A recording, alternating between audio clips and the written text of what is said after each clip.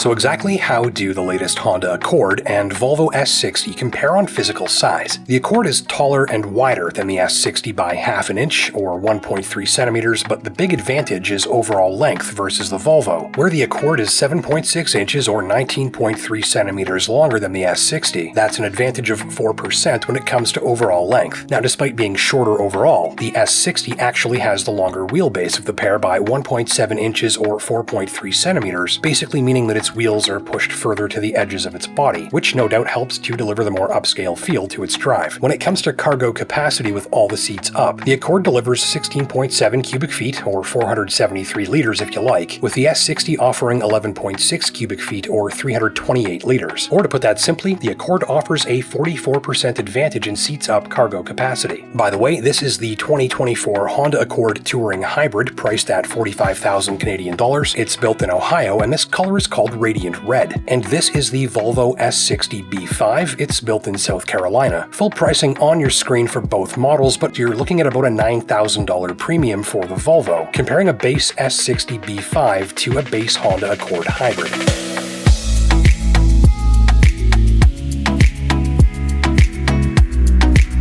I've prepared an additional 26 calculations and comparisons to key specs and fuel costs between these two models to help you determine which makes the best use of your dollars and ultimately to help you make a more informed purchase decision. So let's dive in further starting now.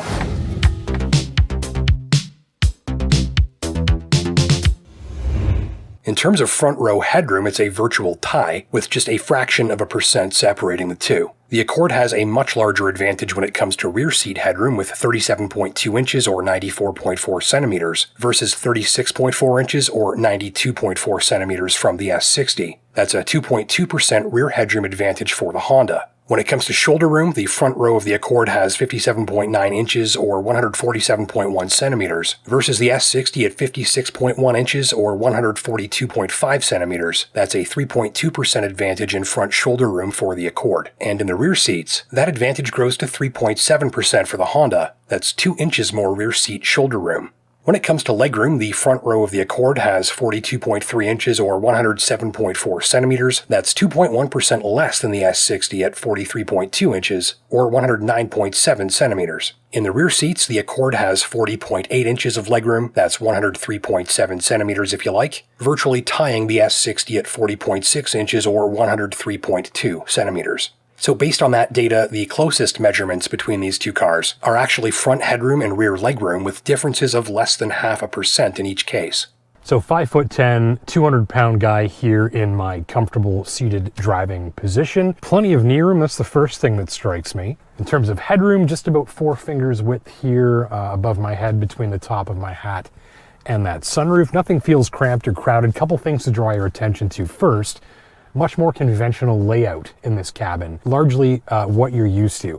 Triple dial climate control system here, very easy to work with your gloves on. These tactile buttons here for quick access to those functions as well. Little bit of a need to duck right here with that roof kind of swooping back this way. Once we're in, headroom's a little tight, not too bad again, 5'10" in my case. A little bit tighter than up front, but not terrible, about 3 fingers worth. Big thing to draw your attention to, one of the key advantages of this car. Look at this knee room and leg room that I've got there in front of me. Not a flat rear floor here in this case. 2 USB-C charging ports there for your backseat passengers. We've got one of these little pouches here on this side, but not on the driver's side. But what's under the hood, and how do they compare on performance and fuel costs? Well, stay tuned, because it turns out one of these cars costs a lot more money to feed.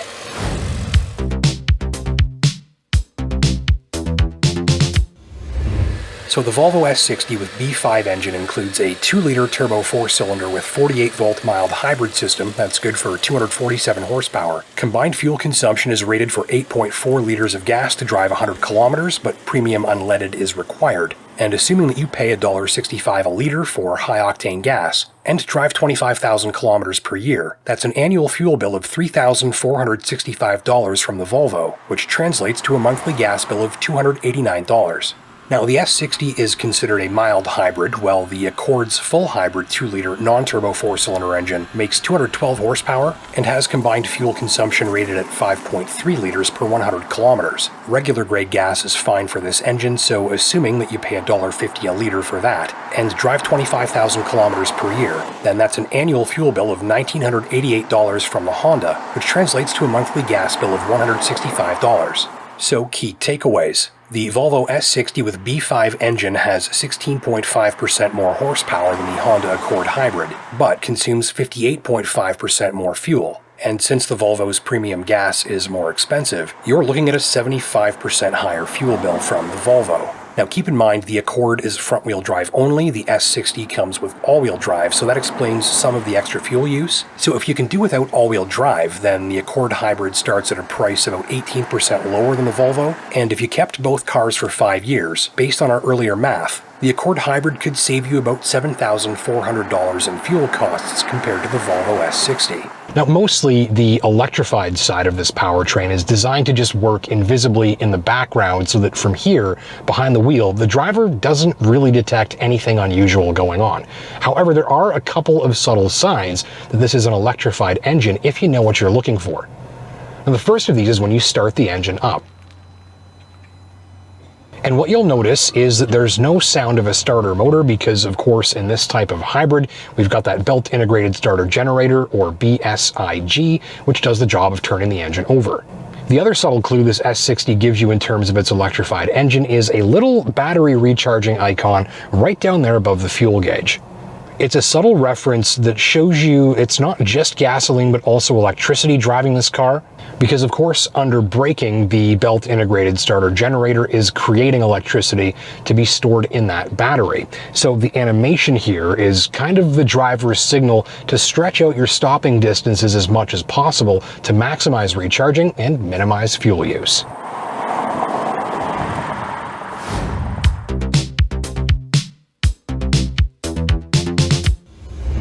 It's easy to argue that the Volvo is a more assertive and attractive-looking machine both inside and out, with a more expressive and athletic design, and an interior that, while dated these days in some regards, successfully showcases a higher-end materials palette and features some of the nicest seats you'll sit in all day. But despite its higher price, fuel costs, and power output figures, 0 to 60 acceleration is basically tied with the Honda. The Accord does it in about 6.6 seconds, and the Volvo does it in about 6.5. There's also little separating the headlight performance of both of these machines either. It's just about dark out now. The lighting is nearly perfect for us to check out the LED headlights, the head-up display, and the overall nighttime drive of this Honda Accord. The Accord's headlights are surprisingly good at this price point, and the Volvo S60s, as you'd expect, are also excellent, but I didn't see a major advantage in terms of performance after 800 miles of driving both of these machines in the dark. They also both achieved the top safety scores from industry authorities, with the IIHS and NHTSA both awarding each model their top ratings. I'd give the S60 the higher score for both ride comfort and relaxation. It's easily both quieter and smoother than the Honda, though both machines feel similarly sharp when it comes to steering and handling that's lively and responsive. Still, between these two, I would definitely say it's the Volvo, as the machine that drives the most the way it looks. So ultimately, while the Accord's bigger cabin and larger passenger space measurements in most directions team up with significantly lower starting prices and fuel costs compared to the S60, just remember that the Accord only comes front-wheel drive and that all-wheel drive is standard on the Volvo. The Accord Touring Hybrid at its lower price and running cost point is still a very solid bet on a hybrid sedan today, and the smaller, thirstier, and all-wheel drive-equipped S60 still manages to tempt shoppers up market, with its more striking looks, cabin, and materials, as well as all-wheel drive. I can't stress enough how good this car is to drive in the snow, too. So which one would I buy?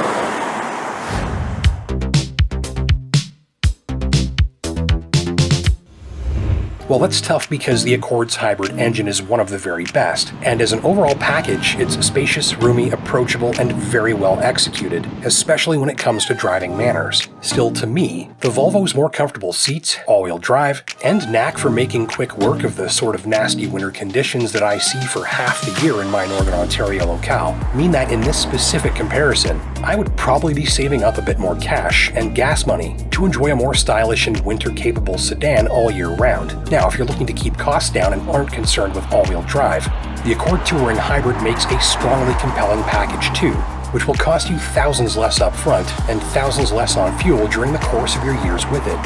It's always nice to have choices, and if you think that information will help you make a more informed purchase decision. Well, thank you for watching. My name's Justin Pritchard. Don't forget to hit that like button down below if you learned something new. And until next time, take care and drive safe.